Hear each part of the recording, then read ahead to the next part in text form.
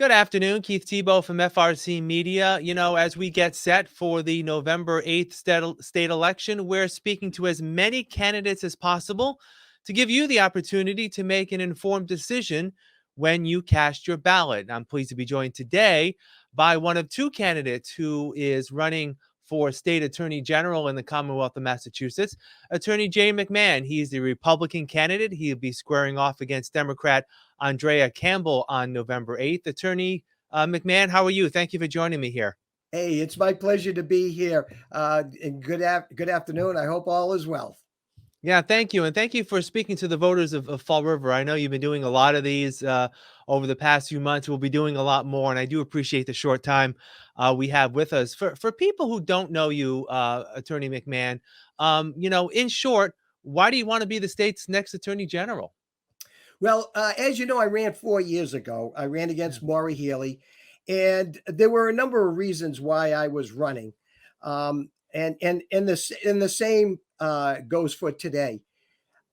I'm looking at our leftist elitists who are on Beacon Hill, and I'm looking at the problems that our cities throughout the Commonwealth are facing: rising crime, opiate addiction out of control.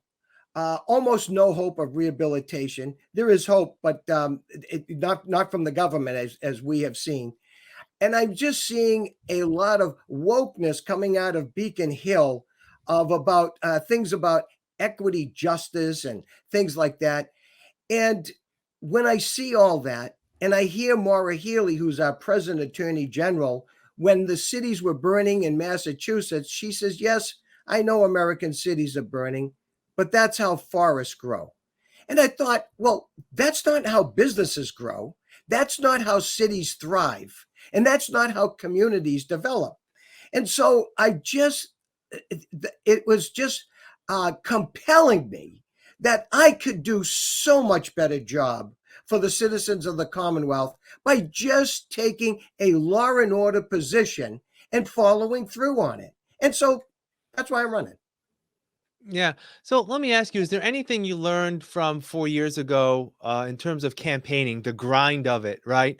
Going from, Provincetown to Springfield and everywhere in between, that you're taking into this campaign that is making it, if I can say anything, a little bit easier for you this time around? Yeah. Get more votes. I've learned that lesson really well. Okay, so I'll tell you what. Last time around, I was running against an incumbent. She was running on her record.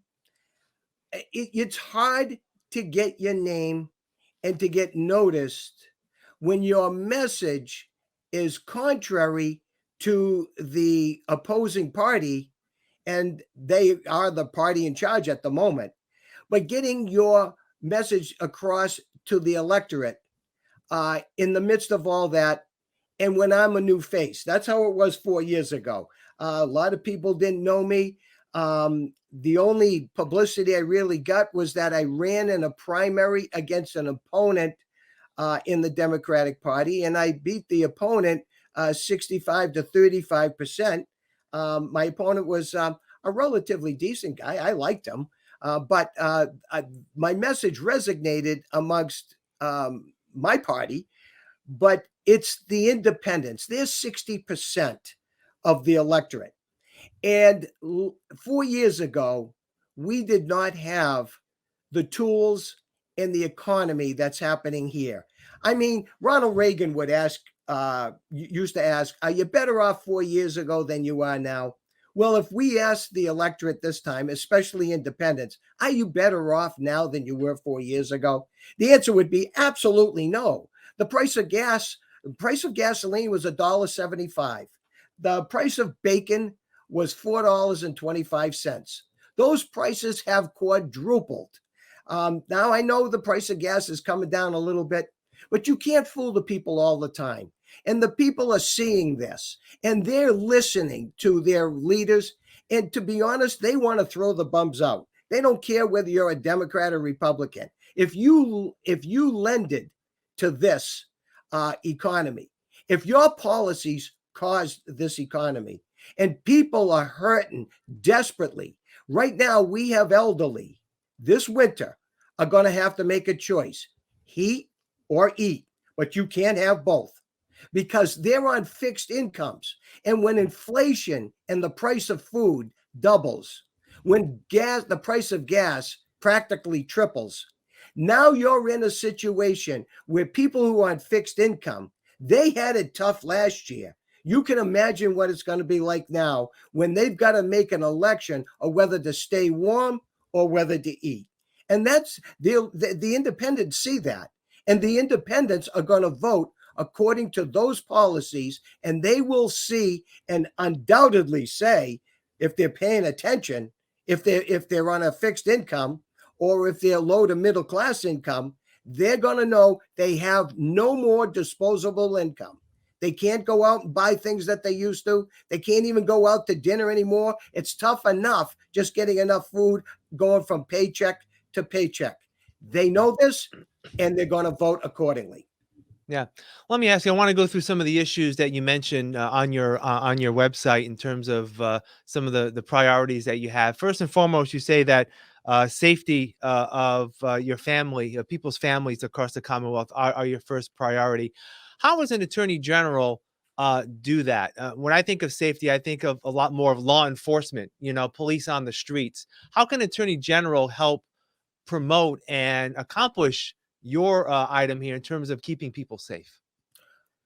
I'm glad you asked that question. My opponent needs to be asked that question. My opponent is in favor of defunding the police. Now, that alone has to raise alarm bells, especially in southeastern Massachusetts, and especially in the cities like Taunton, like New Bedford, like Fall River, and those areas. Can you imagine what defunding the police is going to look like? It's going to, these liberal elitists never take us to the second step. For instance, when you call 911, you want to know that somebody is on the phone picking up and that they're dispatching police cruisers to wherever your emergency is. But if we talk about and actually do defund the police, we're talking about cutting something. So when we cut it, what are we cutting? Their overtime budget? Are we going to cut their staffing? How about their civilian employees, the people who answer the phone, the dispatchers, or their resources in order to investigate crime?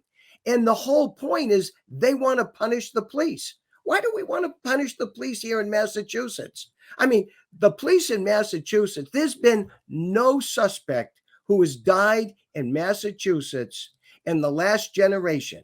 And the last one that I know of that died in police custody was in New Bedford. No, I could be wrong on that, but it was a long, long time ago. I haven't seen it anywhere in Massachusetts or New England since then. Yeah. I mean, you're not saying here, however, that if there are some bad cops, that they should be prosecuted and brought to justice, correct? Keith, I'm glad you said that because although by and large I back the blue, there's no question there are rogue police officers. And these rogue police officers, if they commit a crime, which is evil, if they do that, they need to suffer the same consequences as anyone else. And I will see to that. I will actually do independent investigations if I find that we have some rogue officers and the departments are not taking care of them internally through internal affairs and they're not being prosecuted, but I would suspect local district attorneys would prosecute. But if they don't, as you know, the Attorney General can preempt any criminal case at anywhere in the Commonwealth at any stage of the investigation or litigation. And I will do that. So I'll prosecute rogue police officers and make examples out of them so that the good police officers, the 90 to 99% good police officers, are exonerated from the wrongdoing of a few rogue officers like we saw in the state police. I want to, as we're recording this, we're actually recording this just so people get a gauge of where we are in terms of our time frame. It's about the middle of September. Recently, the governor of Florida, Ron DeSantis, sent some undocumented individuals up to Martha's Vineyard. What's your thought about that process, and how would you handle that in terms of serving as Attorney General? Well, I'll be truthful with you. If the old saying goes, "Not in my backyard," it didn't work here because it is in my backyard. The migrants are now out at Joint Base Cape Cod in former military housing units. There's a vast amount of housing units on Joint Base Cape Cod, and I predicted, and I put it out in a press release, that these migrants will not last more than 24 hours on Martha's Vineyard, and they didn't.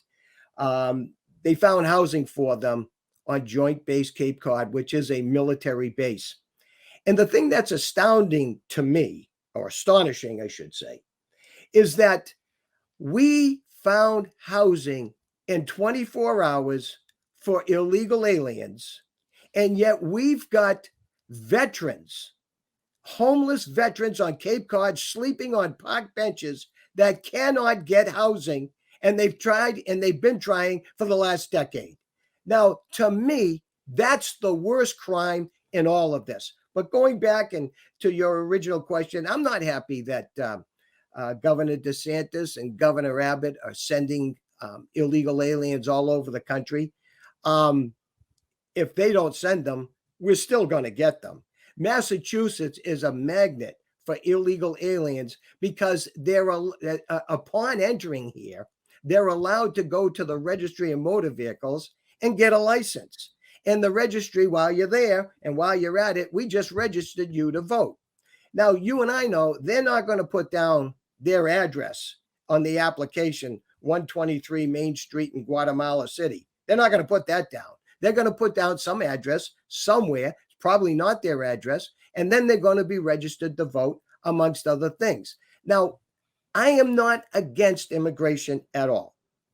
My great-grandparents were immigrants from Europe, various places in Europe. So I'm not against legal immigration. But when they come across the border, they're not processed, they're not checked. We don't know what kind of third world diseases they may be coming in here and bringing amongst the rest of us. We don't know their criminal background, if they have one. We don't know what they're carrying or what they could be trafficking in. This stuff is all serious business. I'm running for the top law enforcement position in Massachusetts. So my position has to be law and order. And my position is these migrants have to be processed, just as if they came through a legal point of entry. As far as Governor Abbott of Texas and Governor DeSantis in Florida, I wish they wouldn't do that because it's clearly a political stunt. And my heart really goes out to the migrants. I understand, though, because I do have some information, that they volunteered. They were told they would be going to Massachusetts if they want to. And they apparently signed documentation saying they agreed to do that. Yeah. A big role of the Attorney General's office is to root out corruption. You have some examples on your website about how you'd like to do that. Talk a little bit about how you would handle corruption here in Massachusetts, being it public in terms of our state government and in other cases. Well, Keith, it goes like this. Maura Healey hasn't filed any public corruption cases. She had the state police issue in Troop E handed to her. She did nothing. She punted. She waited till it got leaked to the feds, and then the feds stepped in and took that information. What was going on in Troop E was deplorable. It was absolute felonies being committed on every shift.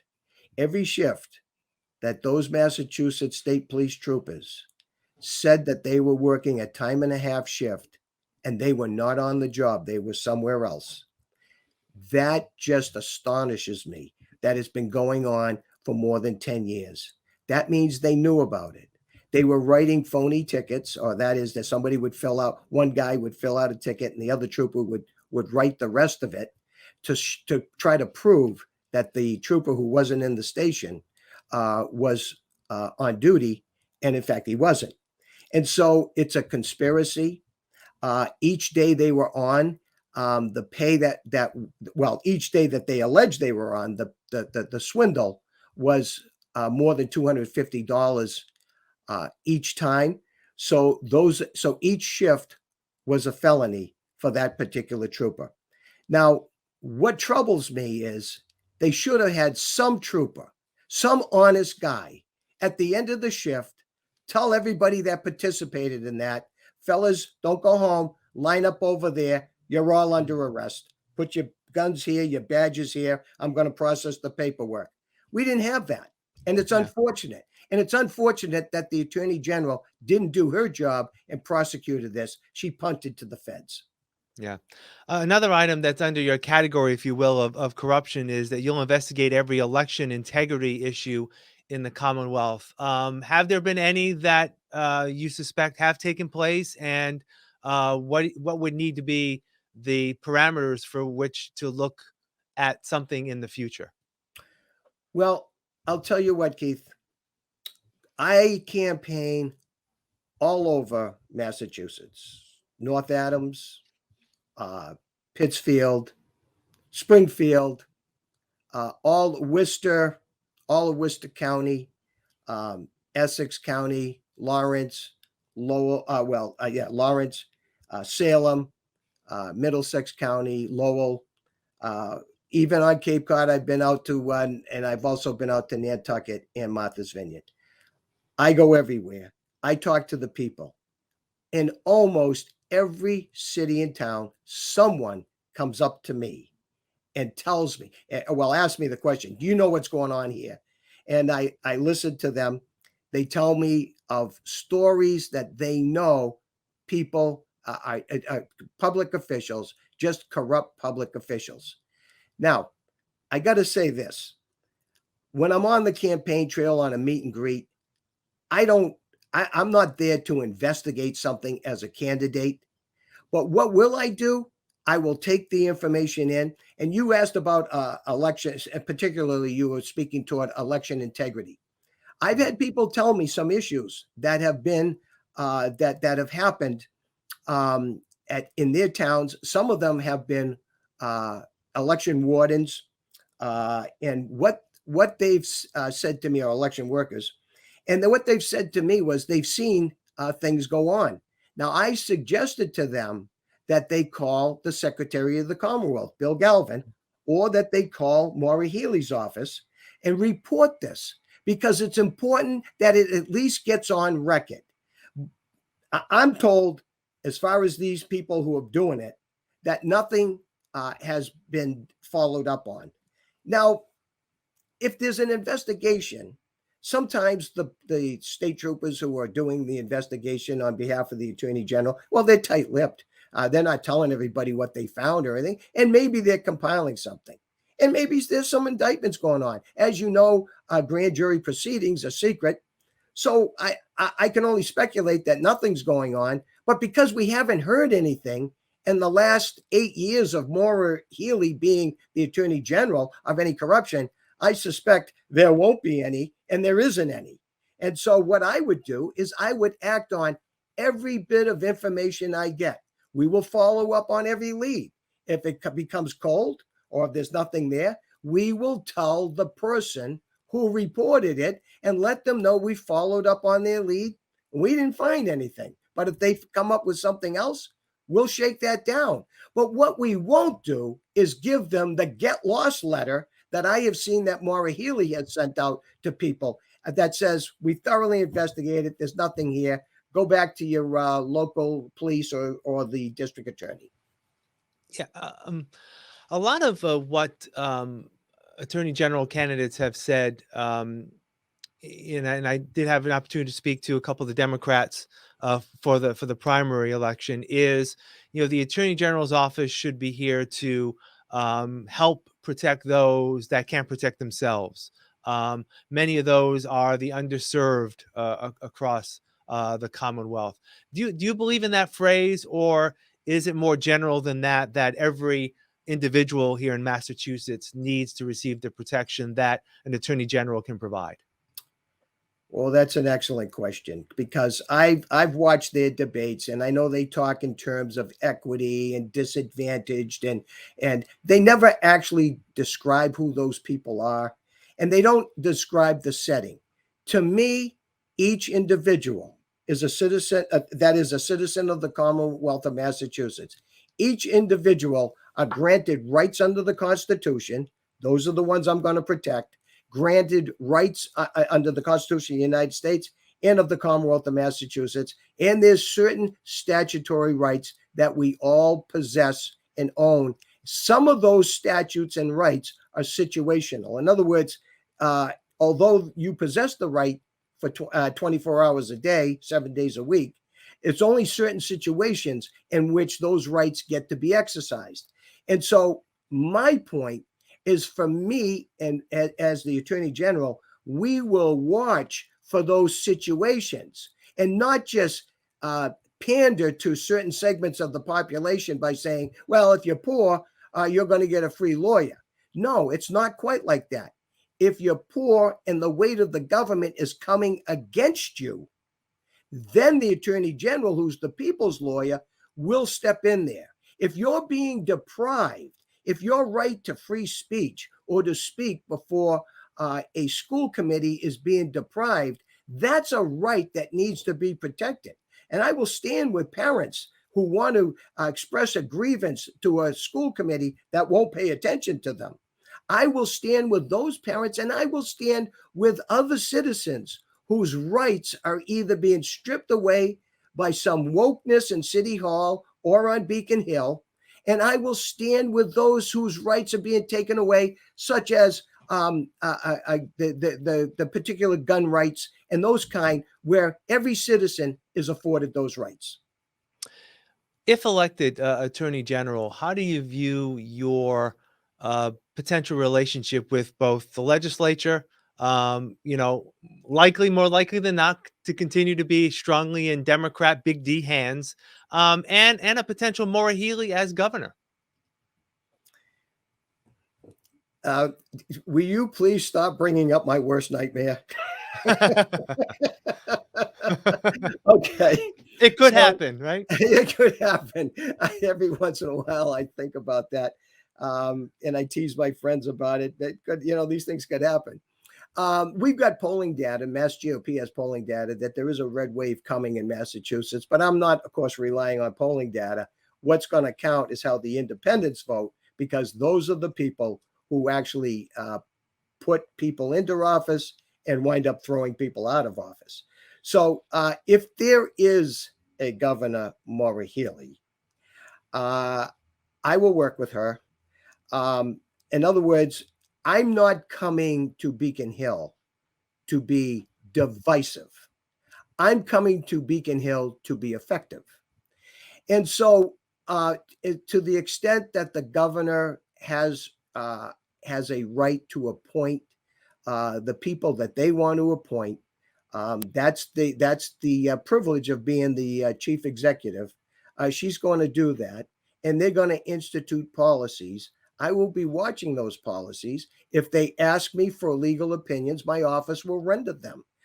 If they ask me for assistance or in coordination with something, in particular riot situations, as you know, Maura Healey and I, we are miles apart when it comes to rioting in cities. She's satisfied with that American cities are burning, but that's how forests grow. So she's not going to get that kind of cooperation from me. But what she would get, if we're talking about actually curtailing violence, if we're talking about doing some organized units to fight organized crime, fight drug trafficking in particular neighborhoods, targeting certain cities and towns, if she's in particular Fall River, I'll be all in on that. But if she doesn't go along with that, I'm going to be doing all that stuff anyway. There are some district attorneys in the Commonwealth of Massachusetts who are really doing a good job. I can work with those that are not woke, that are trying to do a good job, those that are really law and order. And you're fortunate, in particular in Bristol County. We have a district attorney in Plymouth County, Tim Cruz. He's a great guy. Plymouth County is in the 90% percentile of the safest counties in the United States. I want to do the same for the Commonwealth of Massachusetts. Let me just ask you briefly, then I'm going to give you an opportunity to speak directly to the voters of Fall River on why they should elect you as Attorney General. But there are many instances where just a case of abortion. Now, obviously, the Supreme Court overturned Roe versus Wade in Massachusetts. There is a very strong abortion rights legislation that has been passed here in the Commonwealth. You are pro-life. If faced with a challenge to abortion, how would you handle that as Attorney General? Okay, well, let me just say this. You are correct. I am pro-life.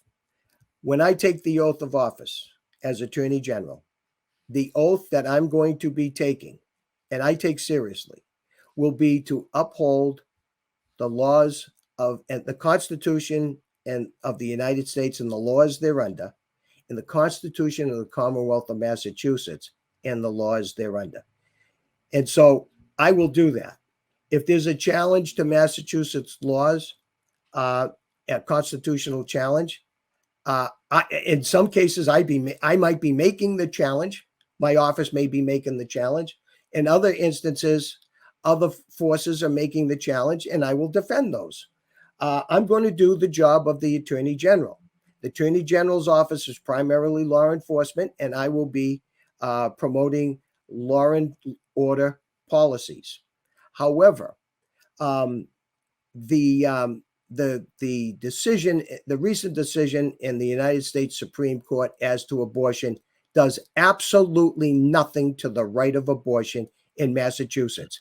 This is a red herring that the left has thrown out to us. It said that the states have the sole authority to either allow abortion or to prohibit abortion. In Massachusetts, the legislature, although they keep passing these laws about protecting abortion rights, the very first one they passed 20 years ago is just as effective today as any of these others. It's just whipping up their base. And it's almost ludicrous because any lawyer will tell you in Massachusetts, a woman's right to abortion is pretty secure.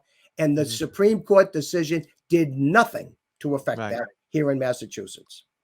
I want to give you about a minute or so, Attorney McMahon, to speak directly to the voters of Fall River on why they should consider you on November 8th. Keith, thank you so much for having me on. It's been a pleasure to flesh out these issues. As you may or may not know, I challenged my opponent, Andrea Campbell, to a series of debates. I wanted to do 7 of them. I wanted to do one in Pittsfield, one in Boston, one on NPR, one in Springfield, Worcester, and a couple of other places so that the people could see these issues, see where we stand on these issues, and then decide who is the best candidate to take over the office of Attorney General once Maura Healey leaves, one way or the other, in the 3rd week of January. So I'm asking you, vote for me in November, Jay McMahon. It's on the ballot. It's James R. McMahon III. Jay McMahon, you can call me that. My friends call me that, and the voters, you can call me that. I hope you vote for me. I hope you go to my website and see where I stand on all the issues that you're thinking of. And if you have a question, you can also email me. My website is Attorney Jay McMahon, ATTORNEY, JAYMCMAHON.com. You can go to my Facebook page at Attorney Jay McMahon, and you can go at Twitter at Attorney McMahon. It's good to be with you today. Thank you so much for listening and viewing, and contact me with any questions you may have. All right, Attorney Jay McMahon, Republican candidate for Attorney General. Thank you for speaking to me and the people of Fall River, and I wish you all the best. Thank you for joining me. Thank you. All right, and thank you for joining us here on FRC Media. Make a point to vote on November 8th.